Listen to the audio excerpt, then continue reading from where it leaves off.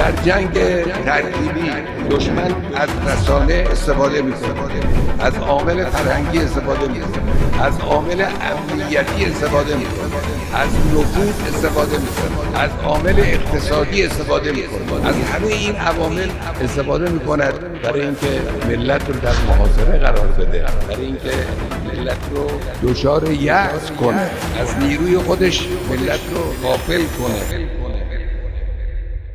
سعی میکنن ملت رو از راه‌های اطلاع رسانی جدا کنن. به رادیو تلویزیون گوش ندید، خبراش خلاف واقعه. به گزارش مسئولین توجه نکنید، گزارششون خلاف واقعه. به حرفای رهبری گوش نکنید، حرفای رهبری تکراری. سال‌هاست که جبهه دشمن با صدای بلند اعلام میکند که میخواهیم جمهوری اسلامی رو به قانون در بیاریم. رهبری در مقابل میگه غلط میکنیم. این تکرار نیست، این استقامت.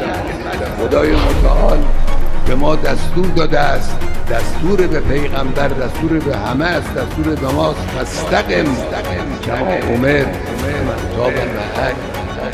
این استقامت، این سخن حق را در دل نگه داشتن، به حفظ کردن و پای آن ایستادن است. این تکرار نیست. مردم به همه کسانی که در اغتشاشات اخیر تحریک کردند یا از اغتشاشات حمایت کردند، ملت ایران به همه آنها سیلی زدند.